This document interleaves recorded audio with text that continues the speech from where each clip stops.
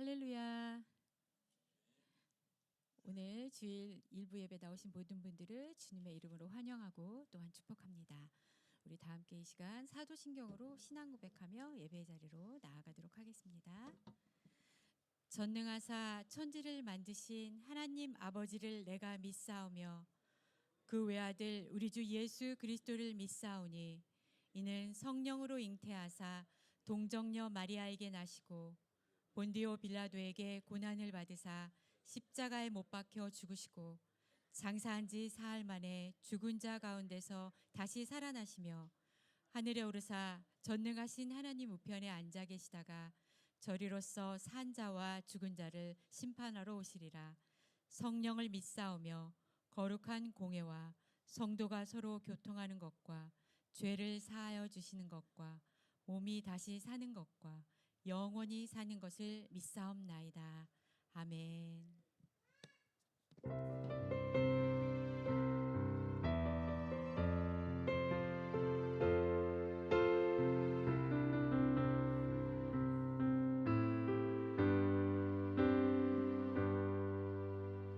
주의 사랑을 주의 선하심을 주의 은혜를 생각해보라. 하늘보다도 더 높으신 아버지의 사랑 크고 놀랍네.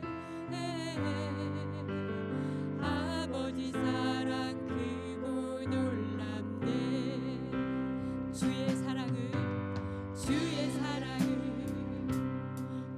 선하심을 주의 은혜를 생각해보라.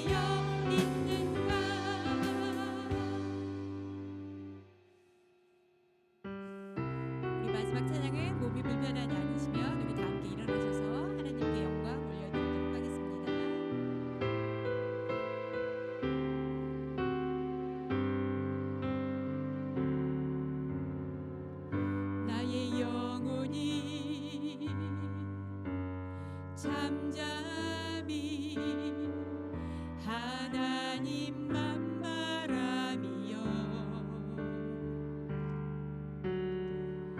나의 구원이 그에게서 나는도다. 나의 영혼아 잠잠히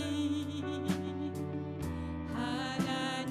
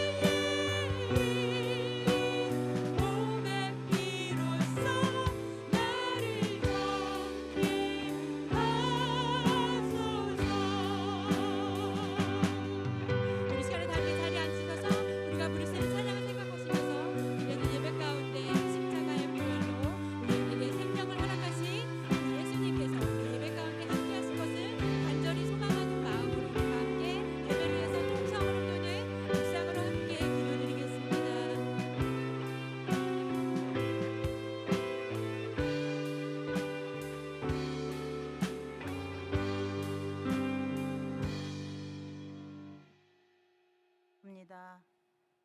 오늘도 아름답고 복된 날 저희들을 예배의 자리로 인도해 주시니 감사와 영광과 찬양을 올려드립니다. 이 시간 드려지는 예배를 기쁘게 받아주시며 말씀을 통해 우리들의 심령이 새로워지며 주님과 함께 동행하는 예배가 되게 하시며 은혜와 축복이 차고 넘치는 귀한 은혜의 예배가 되도록 인도하여 주시옵소서. 오직 천국의 소망만을 바라보는 우리 에덴의 모든 성도들이 되게 하여 주시옵소서. 또한 믿음이 부족함을 이 시간 고백합니다. 주님께서 저희를 은혜와 사랑으로 인도해 주시는데 우리는 세상을 바라보며 세상의 풍요로움을 더 사모하고 세상과 타협하며 지내온 시간들을 고백합니다. 불쌍한 죄인들을 국률이 여기시어 용서하여 주시옵소서. 오직 주님의 영광만을 보좌만을 바라볼 수 있는 건강한 믿음을 허락하여 주시옵소서. 오직 하나님의 말씀으로만 충만케 하여 주시옵소서. 부족한 저희들에게 복음의 사명과 비전을 주시니 감사합니다. 이제는 하나님의 자녀로 믿음을 지키며 에덴 교회를 지키고 이 제단을 향한 주님의 뜻을 온 성도들이 함께 말씀과 기도로 복음을 들고 세상을 향하여 그리스도의 사랑을 전하는 성령 충만한 교회가 되도록 인도하여 주시옵소서. 각 부서와 전도회마다 주신 사명에 순종하며 기도와 헌신으로 믿음으로 나아갈 수 있도록 인도하여 주시옵소서. 각 사랑방에서 선교하시는 선교사님들 큰 은혜로 인도하여 주시며 성령님의 도우심으로 많은 결실을 맺을 수 있는 은혜가 내리도록 인도하여 주시옵소서. 사랑의 하나님, 사랑스러운 우리의 자녀들을 주님의 손에 올려드립니다. 변화되어가는 세상 속에서 주님의 뜻을 잊지 않도록 말씀으로 양육하고 주의 길로 인도하며 축복의 길로 인도하여 주시옵소서. 그리하여 주님의 큰 일꾼들이 되도록 우리 주님께서 함께 동행하여 주시옵소서. 또한 자녀들을 위하여 교육관 건축을 하고 있습니다. 완공될 때까지 사고 없이 잘 마칠 수 있도록 모든 손길들을 인도하여 주시옵소서. 또한 새로 부임하는 우리 고인철 목사님과 모든 가족들 잘 도착할 수 있도록 도착하는 그 발길까지 성령님이 함께 동행하여 주시옵소서.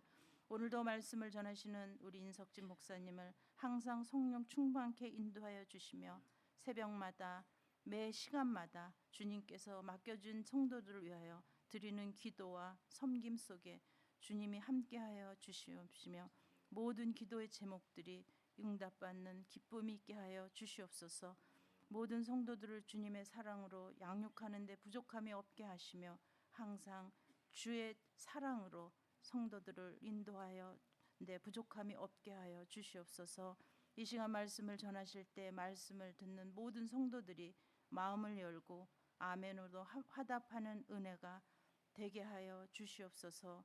오늘 이 시간 저희들을 예배의 자리로 불러주신 주님, 저희들의 마음과 정성을 합하여 주님께 신령한 예배 드리기를 원합니다. 주님께서 흠양하여 주시며 성령님이 이 가운데 운행하여 주셔서 은혜와 축복으로 우리의 심령을 충만케 하여 주시옵소서. 이 자리에 함께 동참하지 못한 성도들도 있습니다. 어느 곳에 있든지 예배의 시간을 기억하게 하시며 모두가 같은 은혜를 받을 수 있도록 은혜 내려 주시옵소서. 예배 때마다 봉사로 헌신하는 성도들에게 놀라운 은혜와 축복이 넘치도록 채워 주시옵소서. 우리를 구원하기 위하여 우리의 죄까지도 짊어지신 예수 그리스도의 이름으로 감사하며 기도드리옵나이다. 아멘.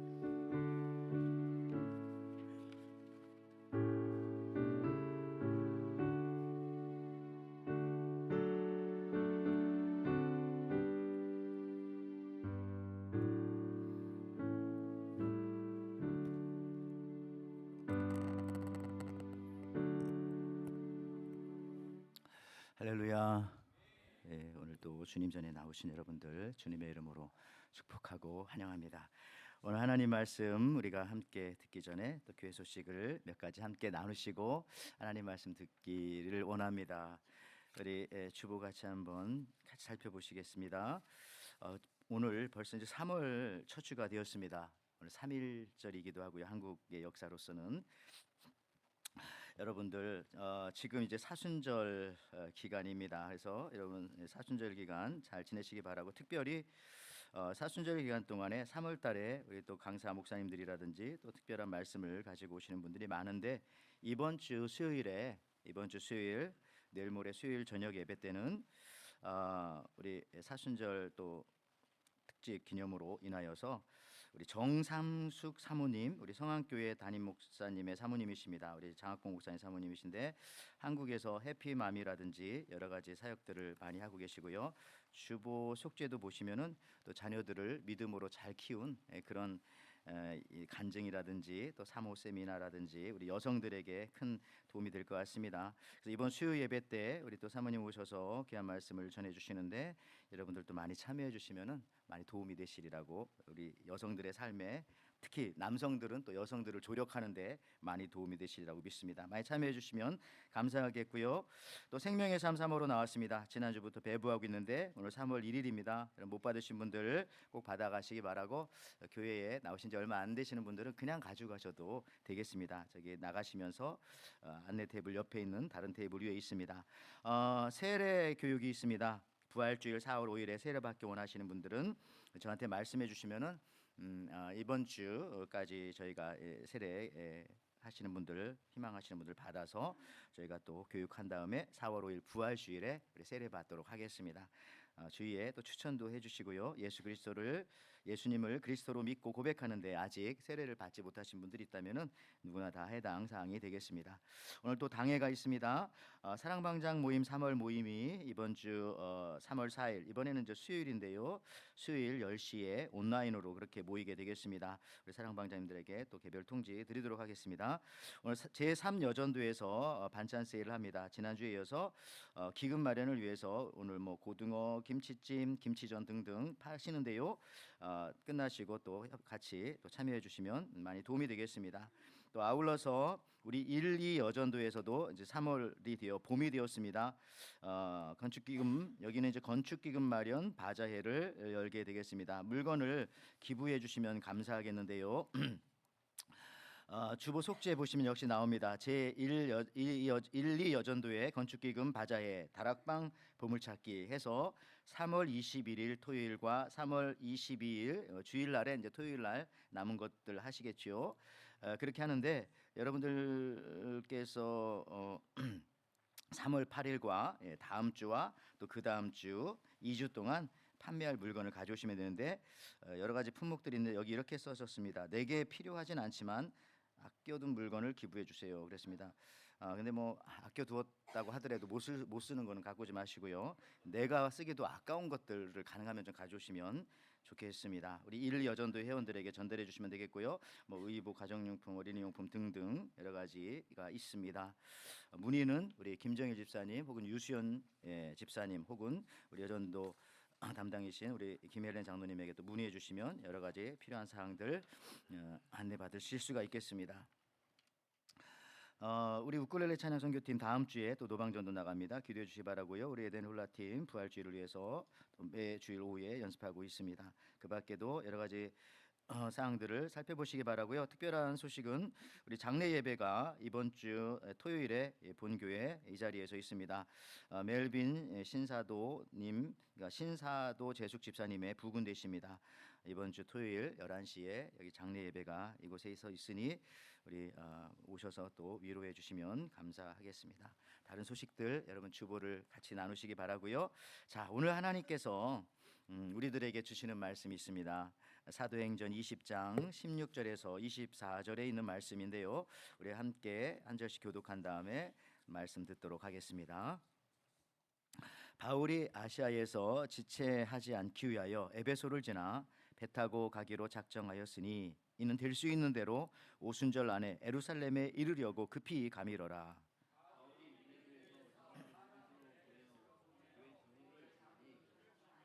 오매 그들에게 말하되 아시아에 들어온 첫날부터 지금까지 내가 항상 여러분 가운데서 어떻게 행하였는지를 여러분도 아는 바니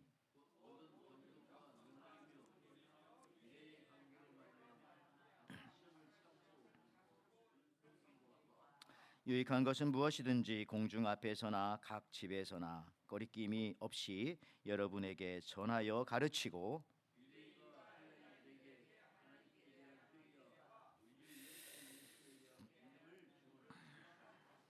보라 이제 나는 성령에 매여 예루살렘으로 가는데 거기서 무슨 일을 당할는지 알지 못하노라.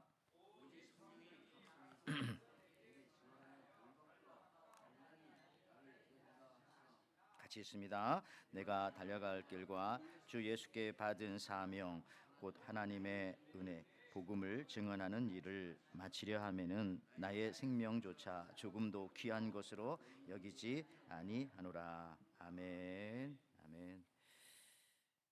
오늘 우리가 사도행전 20장 우리 16절에서 우리 24절에 있는 말씀 가지고 인생은 극복하는 것이 아니라 통과하는 것이다. 이런 제목으로 같이 은혜를 나누고자 합니다. 인생은 극복하는 것이 아니라 통과하는 것이다. 우리 한번 옆 사람들하고 같이 한번 이렇게 인사하기 원합니다. 우리 예수 중심이고요. 또 사순절 기간입니다. 우리 사순절 주님과 함께 통과하는 삶을 삽시다. 한번 인사하겠습니다. 우리 사순절 주님과 함께 통과하는 삶을 삽시다. 사순절 여러분 뭐 이미 시작되었다고 2주 전부터 계속 말씀드립니다. 부활절을 기다리라고 하는 그런 말씀이죠. 여러분 우리 인생이라는 것이 무엇입니까? 여기 어르신들도 많지만은 한문 이 차이닉스 캐릭터로는 생이라는 거 생명이 할 때 생을 이렇게 표현합니다. 저게 어떻게 된 거죠? 이렇게. 그것은 파자해 보면은 소가 소우자죠. 소가 줄 하나 외줄 위에 걸어가고 있는 줄을 타고 있는 그런 모습이다. 그러니까 얼마나 이게 참 어렵겠어요. 아슬아슬하고 저게 참 그렇죠. 보기에도 참 걱정될 정도로 인생이 그렇다는 거예요. 가장 어려운 것 중에 하나가 사실은 여러분 어떤 면에서 보면 살아가는 거지 않습니까? 그렇다면은 우리는 인생을 어떻게 살아왔고 그리고 앞으로 어떻게 남은 생을 살아야 할 것인가? 또 우리의 또 자녀들에게 우리뿐만 아니라 믿음의 자녀로서 어떻게 이렇게 어려운 시대에서 인생을 살라고 말해줄 수 있을까? 한번 생각해보고 은혜 나누자는 거죠. 여러분 그 개 중에 사냥개 중에 유명한 그레이하운드라고 하는 저렇게 몸이 길고 날쌘 사냥개가 있어요. 반면에 그와는 반대로 셜록 홈즈가 데리고 다니는 블러드하운드라고 하는 좀 귀엽게 생겼지만 뭔가 이렇게 축 처진 듯한 저런 블러드하운드가 있습니다. 두 개가 다 훌륭한 사냥개인데 좀 다르죠. 날렵하게 생긴 그레이하운드는 시력이 좋아서 사냥감을 보고 사냥하기 때문에 잘 달려요. 그렇지만은 사냥감이 딱 보이지 않으면 어디 숨어버리면 포기합니다. 그런데 이 블러드하운드는 조금 생긴 건 저렇게 투박하게 생겼어도 냄새로 사냥하기 때문에 사냥감이 잠시 안 보여도 냄새를 따라가기 때문에 끝까지 멈추지 않고 사냥을 포기하지 않는다고 합니다. 자, 여러분은 눈에 보이는 현실만을 따라가고 있었던 저 훌륭하긴 하지만 그래도 이 그레이하운드 형이라고 생각하십니까? 아니면 잠시 내 눈앞에 사라져도 냄새를 가지고 그 영적으로 말하면 믿음이겠죠. 믿음의 후각을 가지고 끝까지 쫓아가는 블러드하운드 형이라고 여러분 생각하십니까? 인생에서도 그렇고 우리 또 신앙생활에서도 또 기도생활에서도 마찬가지고요. 여러분 역사와 섭리가 있습니다. 역사는 보이는 것이고 쉽게 말해서 섭리는 보이지 않는 거다라고 그렇게 생각하면 조금 쉬워요. 예를 들자면은 우리가 열차를 타고 뉴욕에서 보스턴까지 가는 것을 섭리라고 한다면은 여기서부터 저기까지 가는 걸 섭리라고 한다면은 그 열차 안에서 일어나는 많은 일들, 신문을 읽고 땅콩을 먹고 하는 이런 것들은 역사라고 얘기할 수가 있겠어요. 역사는 여러 가지가 일어나고 바뀌고 하지만은 하나님의 섭리에 의해서 처음과 끝은 정해져 있기 때문에 그렇게 흘러간다라고 생각하면 여러분 좋습니다. 근데 이 얘기가 간단한 얘기 같지만 사실은 독일의 신학자였던 판넨베르그라고 하는 신학자가 평생 연구한 그런 내용입니다. 근데 저는 이렇게 쉽게 얘기했네요. 아니면 그분이 쉬운 걸 어렵게 얘기했을까요? 어쨌든 그런데 자, 이런 관점에서 우리가 신앙생활을 하면서요 가끔 지치고 힘든 경우가 있어요. 그때는 하나님의 섭리를 보지 못하고 역사만 보기 때문에 혹시 그런 건 아니었을까? 그죠? 길게 보고 넓게 보고 전체를 봐야 하는데 그냥 그 순간순간만 봤기 때문에 우리가 실망하고 낙담하고 또 좌절한 것은 아니었는가 생각합니다. 열차 이야기가 나와서 그렇고 저기 머리가 곱슬머리인 분이 나와서 그런데 아인슈타인에 대한 유명한 일화가 있지 않습니까? 뉴욕에서 보스턴으로 가는 열차를 타는데 옛날이죠. 열차표를 안 갖고 왔어요. 저쪽에서 영무원이 검표를 합니다. 검표를. 제가 열차표 잃어버린 것 같습니다 라고 아인슈타인 박사가 얘기하니까 영무원이 괜찮습니다. 제가 딱 봐도 박사님이신 거 아는데요. 괜찮아요. 이렇게 말하자 아인슈타인이 오히려 당황하면서 이렇게 말했습니다. 그 열차표가 내게 꼭 있어야 합니다. 왜냐하면 내가 어디서 내리는지 그걸 봐야 알지요. 그런 거예요. 여러분들, 그 똑똑한 사람이 자기가 어디서 내리는지를 몰라서 열차표를 찾아야 되는 거예요. 여러분, 인간이라는 것이 이렇다는 거죠. 아인슈타인 같이 지식이 많고 똑똑하고 현상은 잘 관찰할지 모르지만 이 보이지 않는 하나님의 섭리를 여러분들만큼 잘 볼 수 있는 분이셨을까요? 그래서 우리가 섭리를 보는 감각을 키우기 위해서 이렇게 매일 예배드리고 설교 듣지만 여러분, 성경을 매일 읽고 보고 암기하고 묵상하는 거는 그 섭리를 보는 눈과 감각을 갖기 위해서 그런 겁니다. 손해 볼 게 아무것도 없어요. 그래서 맨날 내가 성경 보고 기도하고 이거 달라지는 것도 없네라고 생각할지 모르겠지만 섭리에 대한 하나님의 섭리에 대한 감각을 키우는 시간인 거죠. 여러분, 오늘 본문에는요, 이 외줄 타는 인생, 빨리 달리는 기차 같은 인생 속에서도 방향을 잃지 않고 목표를 향해서 거침없이 살아갔던 한 사람의 이야기가 나옵니다. 그 사람 바로 바울입니다. 바울의 인생을 여러 가지로 우리가 평가할 수 있겠지만 더 중요한 것은 바울 스스로가 자기 자신을 어떻게 평가하느냐가 그게 더 중요합니다. 뭐라고 평가할까요? 오늘 보시죠. 사도행전 20장 24절에 내가 달려갈 길과 주 예수께 받은 사명 곧 하나님의 은혜의 복음을 증거하는 일을 마치려 하면은 나의 생명조차 조금도 귀한 것으로 여기지 아니하노라. 이게 사도 바울의 자기 생에 대한 평가예요. 좋죠? 바울은 여러분 분명한 인생의 목표가 있었기 때문에, 쉽게 말하면 그것이 보였기 때문에 거침없이 달려갔던 겁니다. 보이지도 않는데 달려갈 수 없어요. 밤에 위험하죠. 뭘 부딪히고 어디 빠지고 보이면 달려갈 수 있는 겁니다. 달려갔다는 건 보였다는 얘기죠. 거침없이. 웬만해서는 그를 막을 수가 없습니다. 많은 문제와 그를 방해하는 사람들이 여기저기 도사리고 있었습니다만은 그는 분명한 것을 보았기 때문에, 섭리의 길을 보았기 때문에 달려가는 거죠. 특히 오늘 본문은 사도 바울이요, 제3차 전도 여행을 마치고 예루살렘 그 안디옥 쪽으로 복귀하는 거예요. 자, 지진과 자연재해로 그 당시 역사적으로 봐도 이 이스라엘 지역에 많은 피해가 있었어요. 그러니까 예루살렘 교회가 완전히 다 무너지고 힘들어요. 교회를 돕기 위해서 사도 바울은 아시아의 여러 교회들을 다니면서 준비한 헌금을 모아서, 구제 헌금이죠, 그것을 가지고 가는데, 그 당시 바울을 싫어하던 같은 유대인입니다. 이 유대인들이 바울을 죽이려고, 시카리파 같은 종류입니다. 칼을 숨기고 다니는 유대인들인데 바울을 이렇게 암살하려고 하는 것이죠. 그래서 심지어 바울이 보면 배를 타고 돌아간다는 말을 듣게 되었습니다. 그래서 고린도라고 나오죠.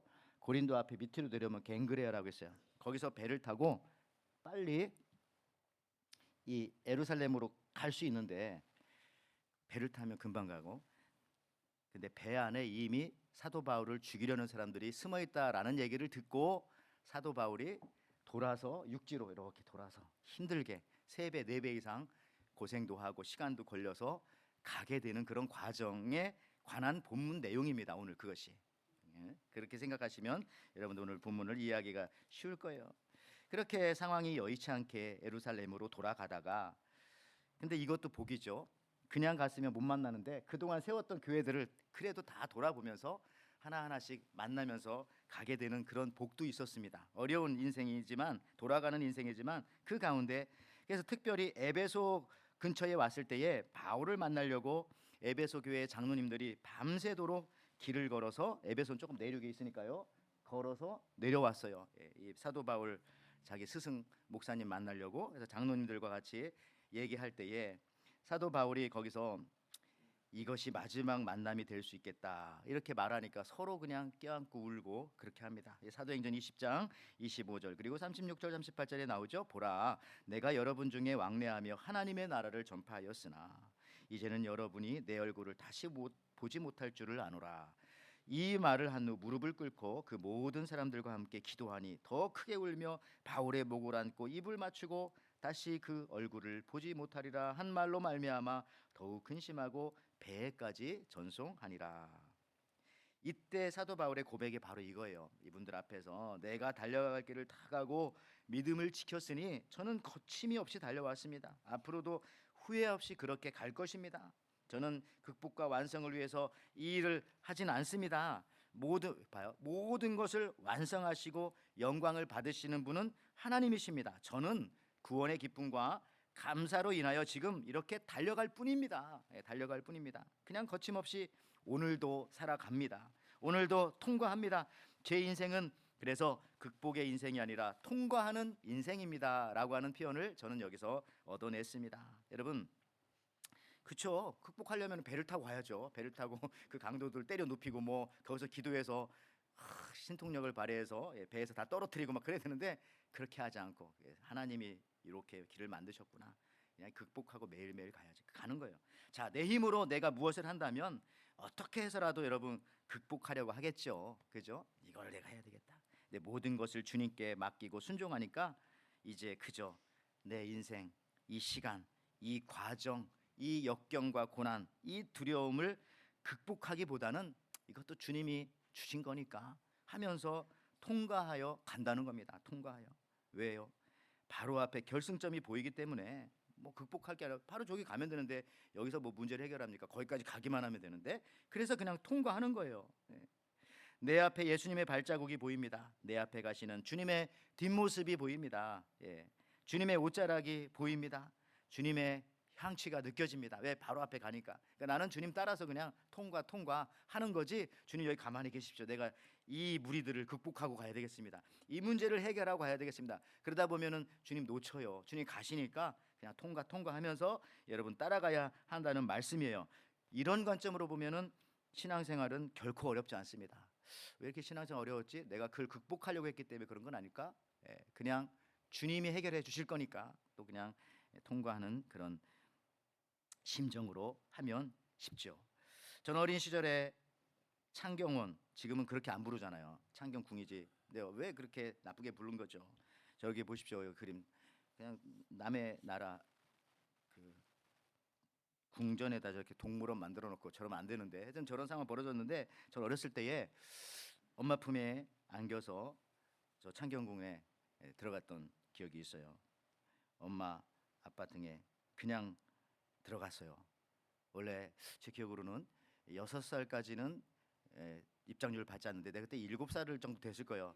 근데 어머니가 아버지가 시킨 건 아닌데 우리 이모가 너 6살이라고 해라. 뭐 그랬던 기억이 좀 나는 것 같아요. 그래서 그냥 엎혀가지고 그냥 통과. 그러면 안 됩니다. 솔직히 고백을. 그래서 예수 믿는 사람은 여러분 그래서 극복하기보다는 통과하는. 저건 좀 제가 얘기하는 건 나쁜 예지만은 좀 좋게 생각하면은 그렇게 통과하는 거예요. 부모님 손잡고 어머니 등에 업혀 아버지 품에 안겨서 그냥 통과하는 거죠. 특히 요즘 같은 세상은 더욱더 그렇습니다. 여러분 늑대와 싸우면 양 같던 사람도 어느 순간 늑대가 되고 무엇을 극복하려 하다 보면 그냥 사나워지고 자칫 악해질 수도 있다. 참 그래서 그냥 통과할 때가 많습니다. 우리의 인생을 여러분 광야의 인생이라고 하지 않습니까? 그래서 우리는 히브리서 11장 이 믿음장의 성경 말씀처럼 우리는 광야의 인생이요 더 나아가서는 나그네 인생이요 우린 여행객이다. 히브리서 11장 13절에 이 사람들은 모두 믿음을 따라 살다가 죽었습니다. 그들은 약속된 것을 받지 못했으나 그것을 멀리서 바라보고 기뻐했습니다. 일단은 끝은 보이는 거예요. 보았잖아요. 그들은 이 세상에서 잠시 머무는 나그네에 불과하다는 것을 고백했습니다. 그렇죠? 아까 인사할 때 이걸로 고백해야 되겠어요. 이제 2부에는 우리는 나그네입니다. 고백했습니다. 여러분 그렇습니다. 우리가 사는 하와이에서 제일 많이 보는 부류의 분들이 바로 여행객들이죠. 오늘 1부에 나누셨지만은 잠시 머물다가 그분들은 가는 겁니다. 왜? 여행객이시니까 그냥 통과하는 거예요. 통과. 여행 오셔서 우리 교회에 참석했다가 아우 이 교회 너무 좋습니다. 제가 여기 좀 등록해도 되겠습니까? 라고 저에게 물어본다면 전 뭐라고 하겠어요? 잘 생각하셨습니다가 아니라 좀 다시 한번 생각해 보시라고 그렇게 얘기하겠죠. 다음 주 갈 건데 갑자기 뭐 등록한다면 마음은 좋지만 아무리 교회가 좋아도 여러분 그렇죠? 그냥 통과하는 거예요. 여행객들은 통과. 자, 우리 교회에서 무슨 문제가 있다고 그것을 극복하고 고치려 하지 않아요. 여행객들이 와서 보면 이 교회 문제가 있고 뭐 불이 어둡고 뭐 그런 거 할 수 있죠. 뭐 이렇게 뭐 문을 어떻게 해야 되고. 근데 그런 얘기를 잘 안 하죠. 왜? 여행객이니까 예배만 드리고 그냥 가면 되는 거니까. 그렇습니다. 고치려 하지 않아요. 찬송이 내 스타일과 안 맞아. 고치려고 안 합니다. 얘기도 안 해요. 그냥 드리고 여행객. 설교가 자기 마음에 안 맞는다고 고쳐달라고 하지 않습니다. 친교 음식이 자기 입맛에 안 맞는다고 고치거나 극복하잖아요. 왜? 여행객이니까 그냥 통과하는 거야. 아유 그냥 지나가지 뭐. 제 기억에 몇 년 전에 우리 교회 어떤 방문객이 나 그분 기억 아직도 나네요. 오더니 그랬더니 냄새가 나는 것 같다고 그때 코로나 때여서 문을 다 닫아놓겠어요. 카페트에서 그러더라. 그래서 그러냐고 아무도 그동안 얘기하지 않았는데 근데 여행객이 여러 무리 중에 한 분이 오셨는데 그래서 그런 말을 하시더라고요. 그때 생각에 한번 왔다 그냥 가시면 되지. 누구 모르나? 아니면 카페 청소하라고 청소기라도 대여해주고 그런 말 하면 되지. 뭐 약간 그런 느낌이 저는 사실 지금도 듭니다. 여러분도 그래서 말씀드리는데 다른 데 가서 마음이 안 맞아도 그런 말 안 하는 거예요. 그죠? 다 알아요. 거기 있는 사람들도 다 아는데 여러 가지 상황에서 못 하는 것 뿐이죠. 그죠? 음식이 안 맞아도 심지어 내가 내 돈 내고 먹는 음식점에 가서도요. 음식이 안 맞는다고 막 뭐라고 할 필요 없어요. 서비스만 나빠지고 주방에서 침 뱉어 가지고 가져올 수도 있습니다. 그냥 나오면 돼요. 그냥 먹고 그런 말 하지. 싸움 납니다. 우리 교회에 뭐 지금도 아이들이 있지만 옛날에 한참 아이들이 더 많을 때는 그냥 그 부모들이 서로가 남의 자식 충고한다고 큰일 납니다. 그러면 그죠?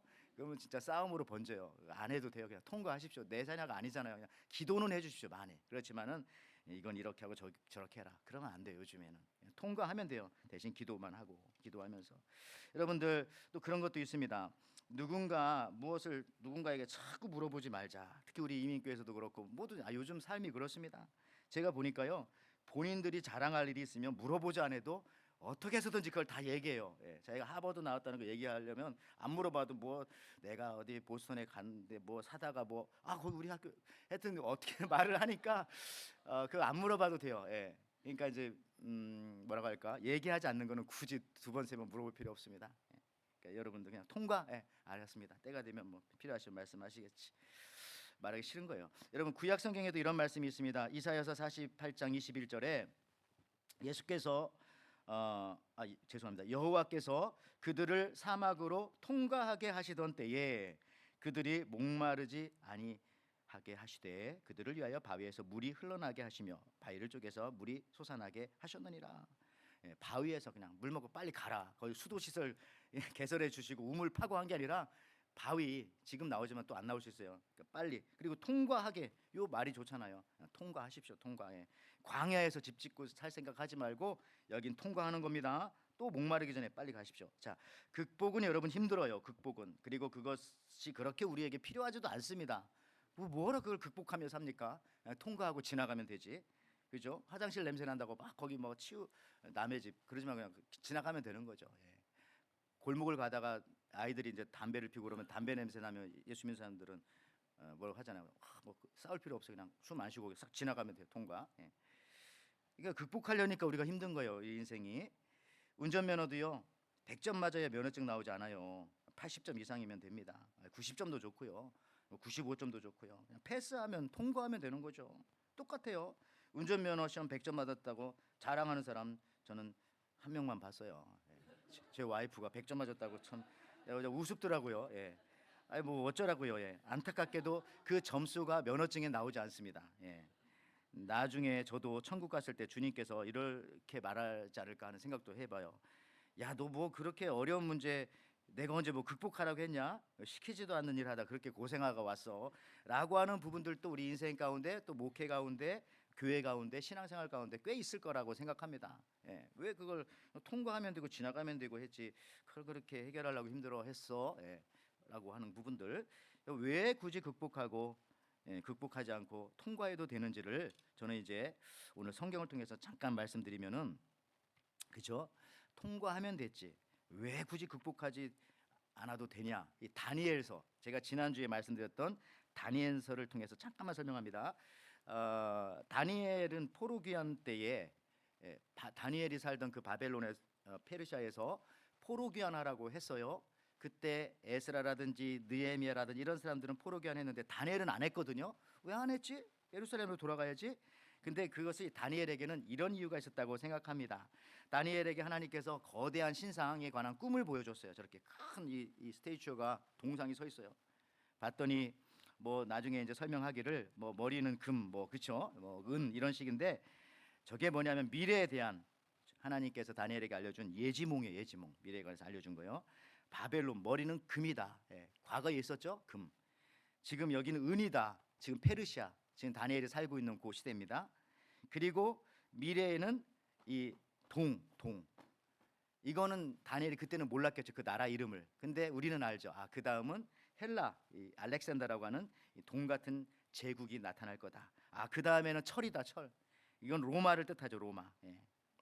지금 다니엘은요, 왜 페르시아에 살았냐면은 페르시아 제국을 극복해서 여기를 떠나서 다른 곳에 간다 할지라도 다음에 또 다른 제국이 계속해서 이제 오는 거예요. 계속 오는 거잖아요. 이거 끝나고 완전히 그걸 해결되는 게 아니라, 그래서 세상 세력들과 다니엘은 맞서 싸우고 이기고 극복하는 것이 중요한 게 아니라 그냥 이 세상 물결, 제국 물결에 휩쓸리지 않고 믿음을 붙잡고 그냥 통과하는 게 더 중요했다라고 그렇게 생각했던 겁니다. 그렇죠? 우리 고등학교 때 뭐 대학 시험 통과하면 대학 이후 취업 시험이 있죠. 결혼이라는 것도 있죠. 승진이라는 큰 게 있죠.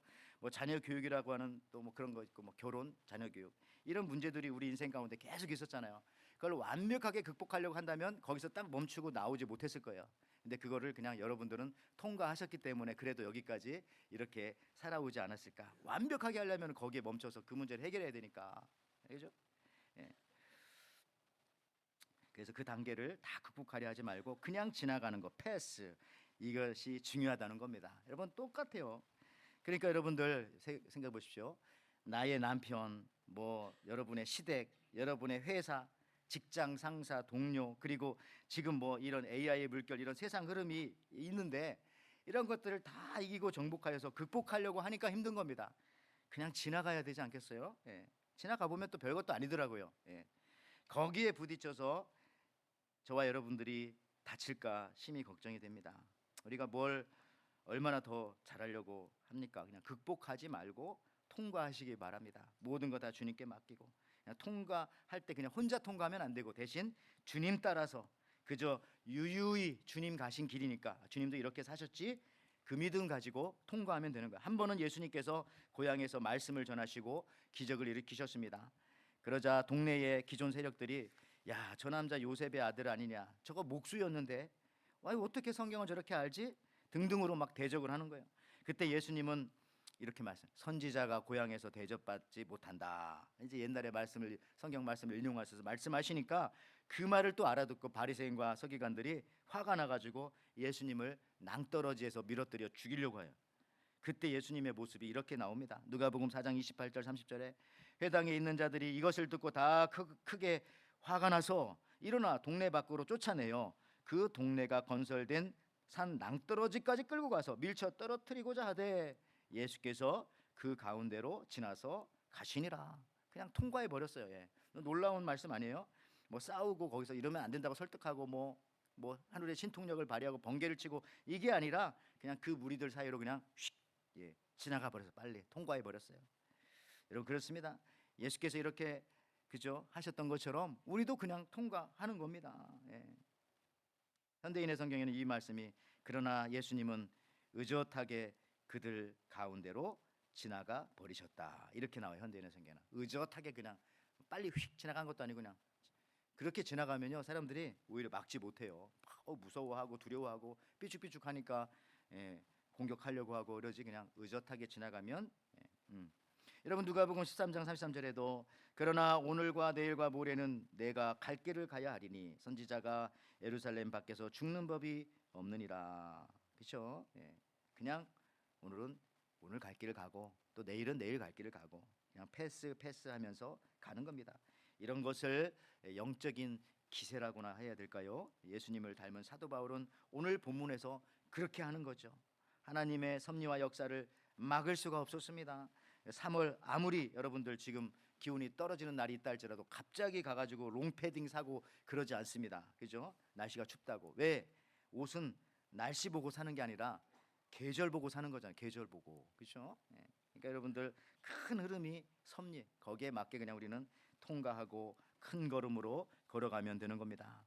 어떤 여집사님이 인도 단기 선교를 갔어요. 인도에는 벌레가 많습니다. 또 인도는 영국의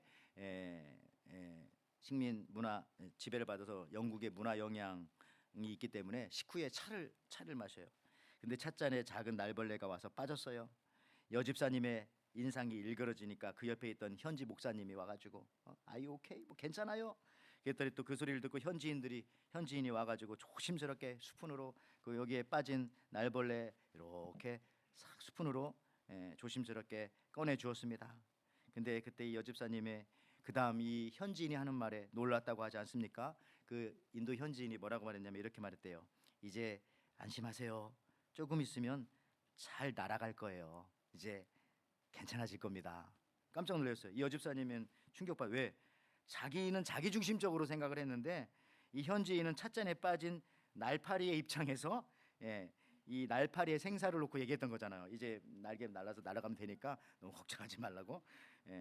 여러분 그 사람이 근심하는 걸 보면 그 사람이 누군지 금방 알 수 있어요. 뭘 가지고 근심해? 크게 전체를 보시기 바랍니다. 아무것도 아니듯이 그냥 그래야 통과할 수가 있습니다. 그리고 다르게 봐야 돼. 다르게. 항상 그 눈으로만 보지 말고 그리고 바꿔서 한번 보려고도 해야 되고요. 그리고 지금보다는 더 넓게 섭리를 역사만 보지 말고 섭리를 넓게 보면은 이게 가능하죠. 통과하는 것이 가능하죠. 종교학자들의 이야기입니다. 여러분 우리 기독교는요 말 그대로 살아있어요. 오늘 본문에도 사도 바울은 가만히 있지 않고 보니까 본문이 그예요. 계속해서 가잖아요. 움직여서 1차, 2차, 지금 3차인데 막 돌아와서 다시 예루살렘으로 가잖아요. 보세요. 20장 16절 22절에 바울이 아시아에서 지체하지 않기 위하여 에베소를 지나 배 타고 가기로 작정하였으니 이는 될 수 있는 대로 오순절 안에 예루살렘에 이르려고 급히 가밀러라. 근데 그게 안 되겠는데 돌아서 이제 6주로 가죠. 보라 이제 나는 성령에 매여 예루살렘으로 가는데 거기서 무슨 일을 당할지 알지 못하노라. 하여튼 계속 가는 거예요. 계속 사도 바울은 통과. 이 도시 뭐 고린도에 있다 에베소에 있다가 통과. 계속 가는 겁니다. 대부분의 여러분 종교는요.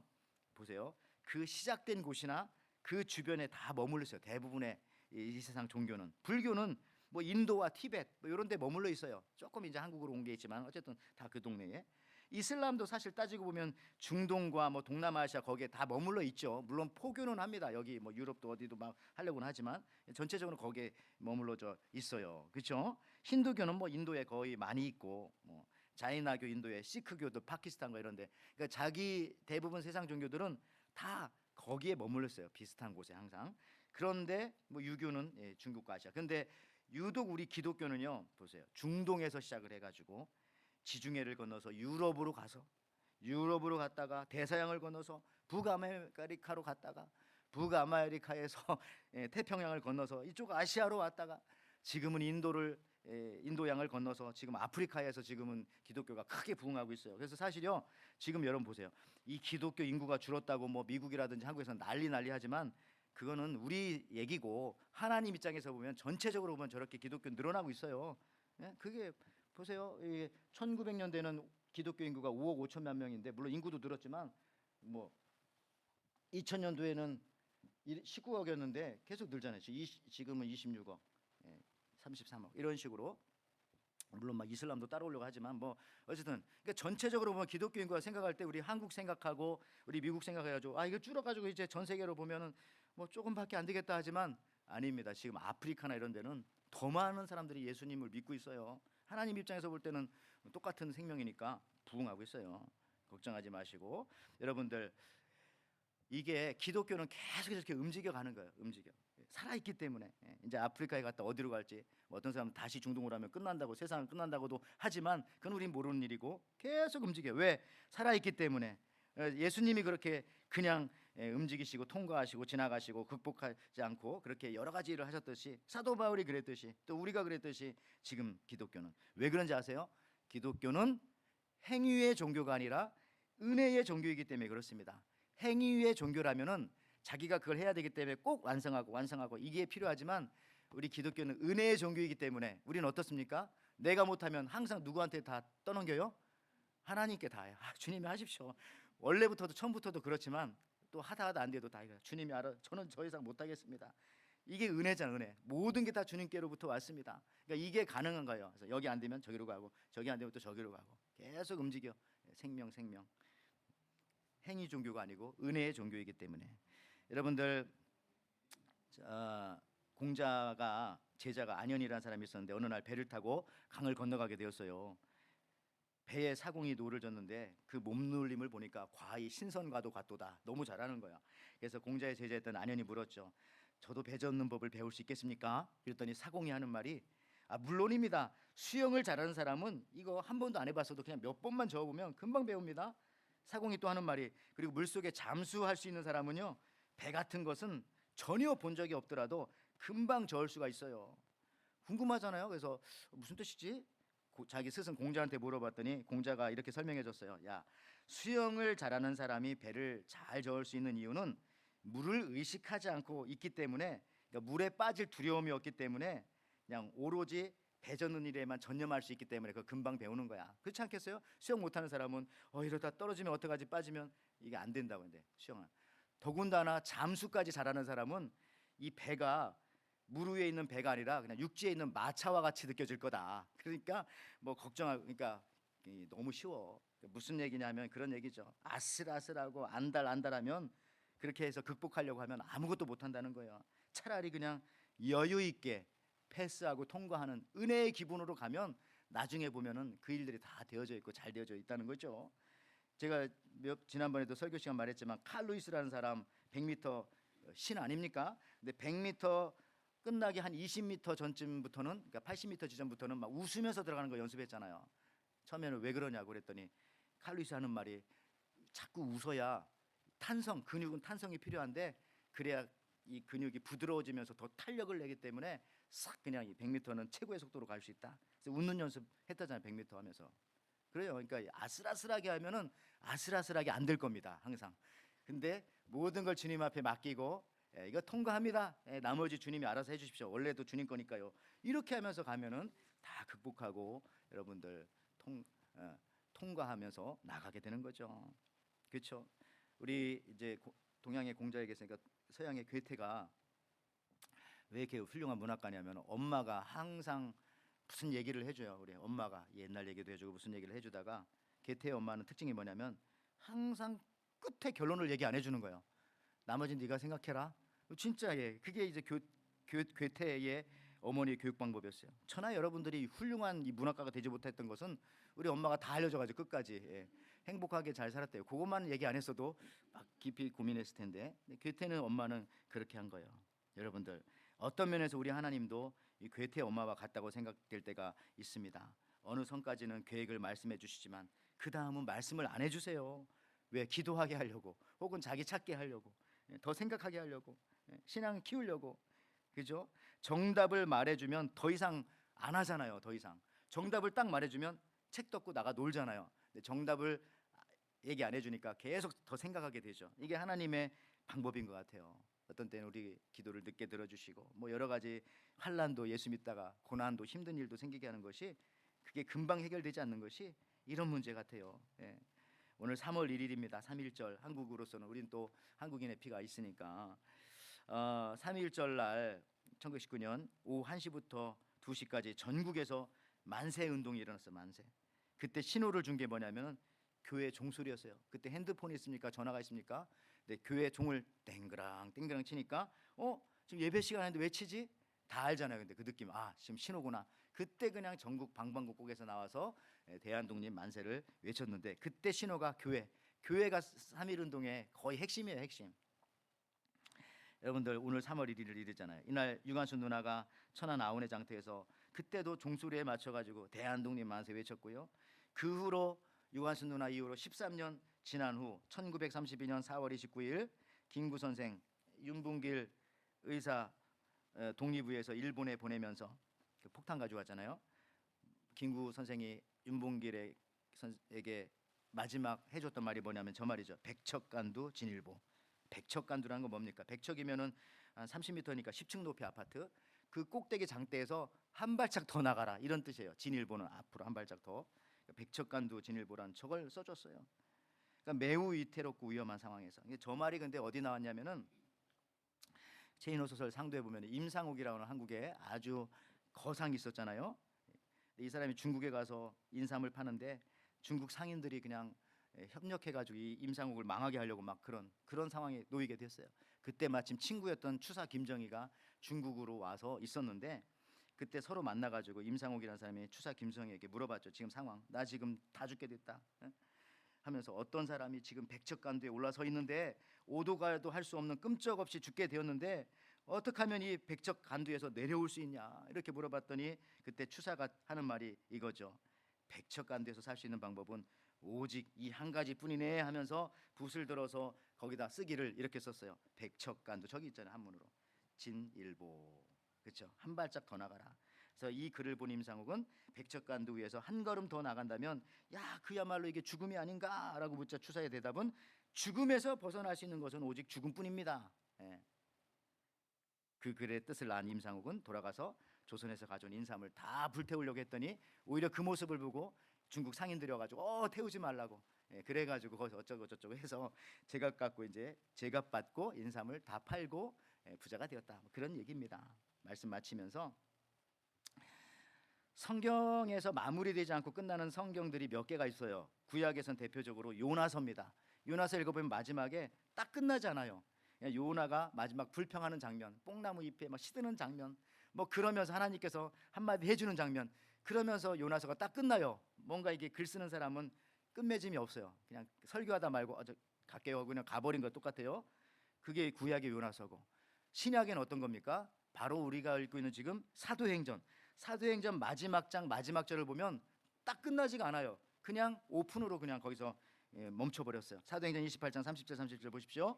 바울이 온 이태를 자기 셋집에 머물면서 자기에게 오는 사람을 다 영접하고 마지막 절입니다. 하나님의 나라를 전파하며 주 예수 그리스도에 관한 모든 것을 담대하게 거침없이 가르치더라. 이게 그냥 끝이에요. 그냥 가르치더라. 뭐가 결과 얘기를 해주실 거냐. 그러니까 성경이 이렇게 아직 쓰여지지 않은 부분들이 이렇게 있는 책들이 있어요. 특히 사도행전 같은 경우에 그 얘기는 뭡니까? 우리 믿는 성도들을 위해서 남겨놓으신 것으로 우리가 받아들여야 돼요. 그래서 우리는 사도행전 29장을 쓴다 이런 표현들도 많이 얘기하는데 그래요. 그 다음을 우리가 거침없이 써 나가야 할 것입니다. 여기 거침없이라는 말이 있잖아요. 사도 바울처럼 그렇죠? 3월 지금보다 여러분들 믿음의 발걸음을 한 발자국 더 내딛기를 바랍니다. 백척간두 진일보에. 그러면 새로운 세계, 새로운 길, 새로운 문, 새로운 답 이게 보이고 열리고 얻게 될 것입니다. 그런 은혜가 있기를 주님의 이름으로 축원을 드립니다. 아멘.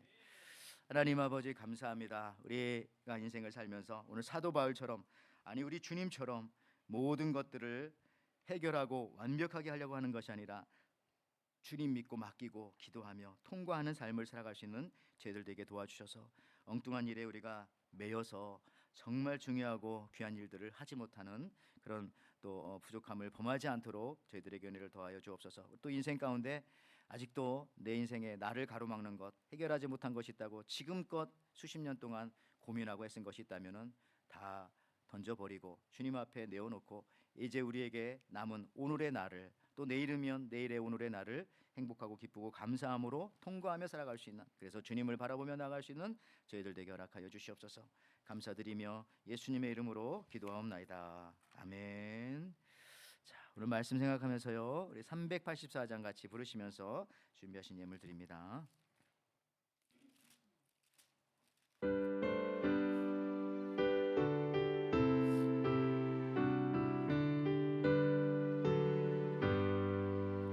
나의 갈 길 다가도록 예수 인도하시니 내 주 안에 있는 긍휼 어찌 의심하리요. 믿음으로 사는 자는 하늘 위로 받겠네. 무슨 일을 만나든지 만사 형통하리라. 무슨 일을 만나든지 만사 형통하리라. 나의 갈 길 다가도록 예수 인도하시니 어려운 일 당할 때도 족한 은혜 주시네. 나는 심히 고단하고 영혼 매우 가라나 나의 앞에 반석에서 샘물 나게 하시네. 나의 앞에 반석에서 샘물 나게 하시네. 우리 다 일어나셔서 찬양합니다. 나의 갈 길 다가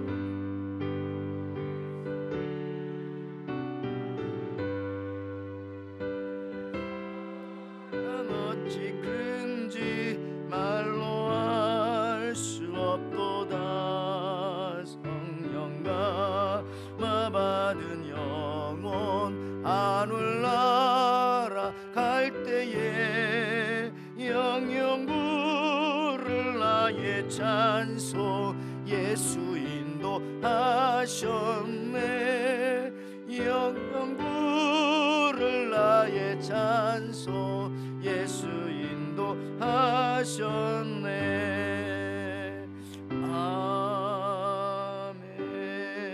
아멘.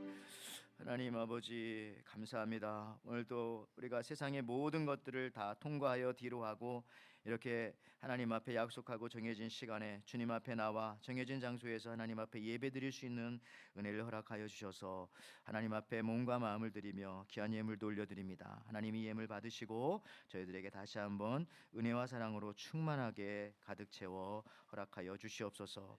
여기 예배하는 모든 우리 에덴의 성도님들 일하는 일터마다 가게와 회사와 현장과 삶의 모든 부분들마다 여러 가지 걸림돌과 또 어려운 일들도 있을 수가 있고 문제 상황이 발생할 수도 있겠지만은 모든 것들 주님 손에 맡기고 우리는 주님 믿고 주님 따라 늘 통과하는 삶을 살게 허락하여 주셔서 그리스도인의 정체성을 잃지 아니하고 승리하며 나가게 허락하여 주시옵소서.